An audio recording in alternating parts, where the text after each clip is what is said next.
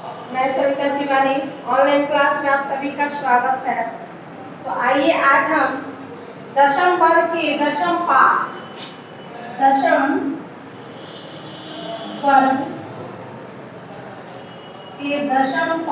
को दशम पाठ यह मंदाकिनी वर्णनम यह है।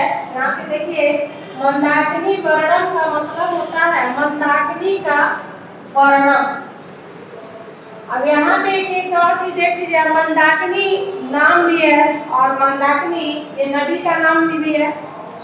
ये चित्रकूट में, ये नदियां चित्रकूट में स्थित है और ये बहुत ही चित्त को शुद्ध करने वाली, इसके पावन पवित्र जो जल है उससे अगर आदमी स्नान कर ले तो समझिए हमारा भाग्य ही धन्य हो जाएगा, क्योंकि ये नदियां हमारी सीता राम लक्ष्मण के द्वारा शुद्ध की गई और पवित्र जल से भरी हुई नदियां। इसलिए इस मंदाकिनी नदी का वर्णन भगवान श्री राम अपने ही मुख से अपनी प्रिय पत्नी सीता के सम्मुख सुनाए हैं, जो आप लोगों को भी समझना है और सुनना है। तो आइए एक नजर देखते हैं मंदाकिनी नदी के बारे में। इसमें क्या विशेषता है, क्या इसको इस नदी से क्या क्या, देखिए हमारे देश में अनेक प्रकार की नदियां हैं।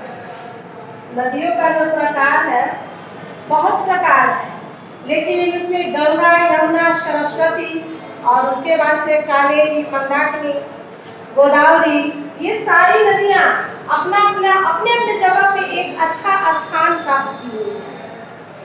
तो चलिए अब हम देखते हैं, थोड़ा सा पाठ से परिचय हो जाते हैं।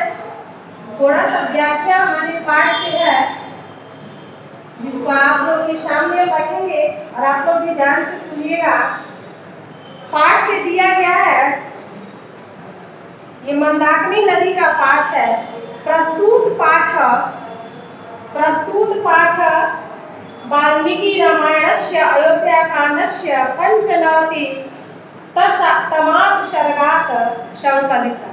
ये प्रस्तुत पाठ जो है वाल्मीकि के द्वारा रचित अयोध्या कांड के 95 सर्ग से प्रकट किया गया है, संकलित किया गया है।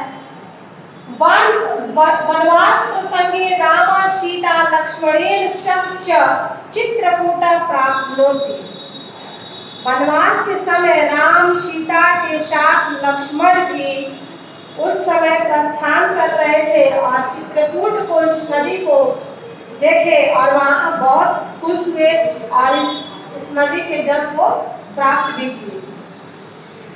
फिर दिया है, तब स्थिता मंदाकिनी नदी वर्ण्य सीता संबोधयति। उसी समय भगवान राम सीता को इस नदी के बारे में संबोधित किए और इसके बारे में बताए।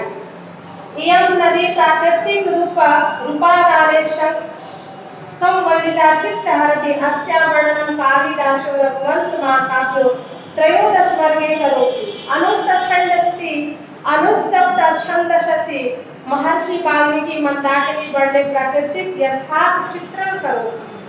बहुत सुंदर बात बताई गई है। ये कालिदास के, देखिए रघुवंश महाकाव्य की जो कथाएं हैं उसको भी इसमें देखी जा रही है। कैसे दिखाते हैं हम आप लोग को, ये श्लोक के जरिए पढ़ना।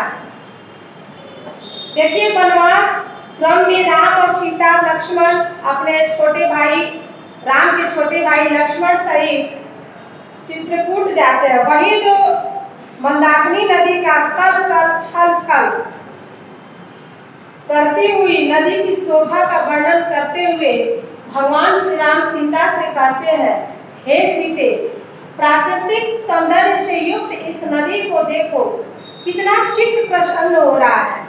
उस नदी के पानी को देखो, इसके विरह व्यथाओं को सुनो, देखो कितना चित्त प्रसन्न हो रहा है। कवि महर्षि वाल्मीकि ने इस सौंदर्य से देखिए, इस सौंदर्य का वर्णन अनुष्टतम छंद में किया है। इस नदी की शोभा का वर्णन महाकवि कालिदास अपने रघुवंश महाकाव्य में भी वर्णित किया है, जो कि 13वें सर्ग में दिया गया है। तो आइए एक छोटा सा श्लोक है, उसको हम पढ़ते हैं। अब पढ़ते आएंगे, देखते हैं क्या है। श्लोक दिया है, विचित्र विपुला रम्या हंस सार सेविता, विचित्र विपुला रम्या हंस सार सेविता, कुसुम रूप संपन्ना पश्य मंदाकिनी नदी, कुसुम रूप संपन्ना पश्य मंदाकिनी नदी। भगवान राम सीता से कह रहे हैं, इसका अर्थ आप सुन लीजिए। ये तो हमारी व्याख्या थी जो आप लोगों के सम्मुख हमने सुना दिया। अब हमारी थोड़ी सी पाठ का अर्थ है, ये श्लोकार्थ का अर्थ है, श्लोक 1 का अर्थ, इसको हम कहते हैं श्लोकार्थ। तो देखिए, इसमें भगवान राम कह रहे हैं, हे सीते, रंग बिरंगी फूलों से युक्त तथा हंस सारस, हे सीते,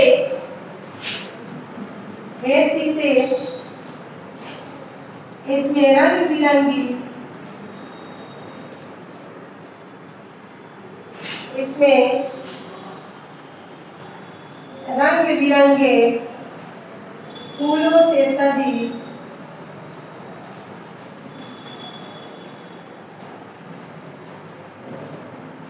रंग बिरंगे फूलों से सजी तथा हंस सारस पक्षियों के तथा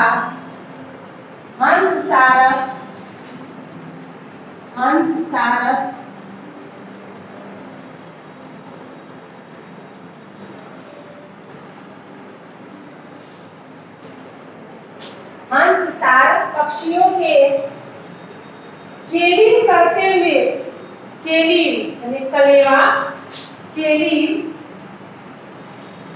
करते हुए, कलरव होता है, केली का मतलब होता है कलरव, यानी अपने में चिड़िया, दो चिड़िया जब आपस में बात करते हैं तो उसको केली करते हैं, कलरव कहते हैं। केली करते हुए इस मंदाकिनी नदी को देखो, इस मंदाकिनी नदी को देखो।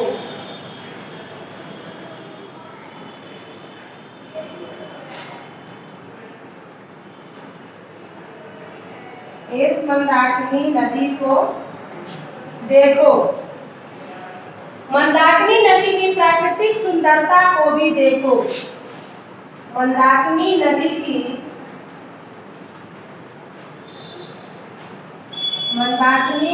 की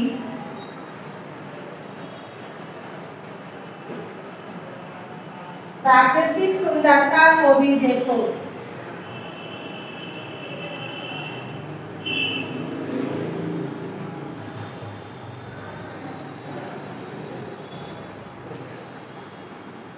देखिए,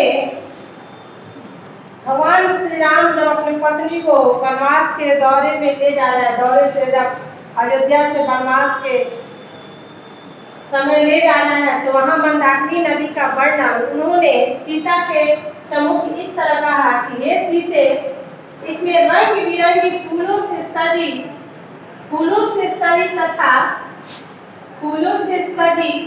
तथा हंस सारस पक्षियों केली करते हुए इस मंदाकिनी नदी को, हंस सारस पक्षियों केली के करते हुए इस मंदाकिनी नदी को देखो, मंदाकिनी नदी की प्रकृति को देखो। यही चीज दिखा रहा है। देखिए, यहाँ जो भाव है, ये प्रस्तुत पाठ हमारा जो है, ये 10वां पाठ जो हमारा मंदाकिनी वर्णन जो है, प्रस्तुत पाठ, ये मंदाकिनी वर्णन से ही लिया गया है, जो कि अयोध्या कांड से संकलित है। इसमें कवि वाल्मीकि ने चित्रकूट की अनुपम प्राकृतिक शोभा का वर्णन किए हुए हैं। वनवास काल में श्री राम पत्नी तथा छोटे भाई लक्ष्मण के साथ चित्रकूट जाते हैं और वहां पे कल छल की आवाज करती हुई मंदाकिनी नदी के जलों को देखते हैं और खिले हुए फूलों तथा क्रीड़ा करते हुए, क्रीड़ा यानी खेल, आपस में खेलते हुए पक्षियों का भी कलरव सुनते हैं और उसे देखकर वे बड़े प्रसन्न हो उठते हैं।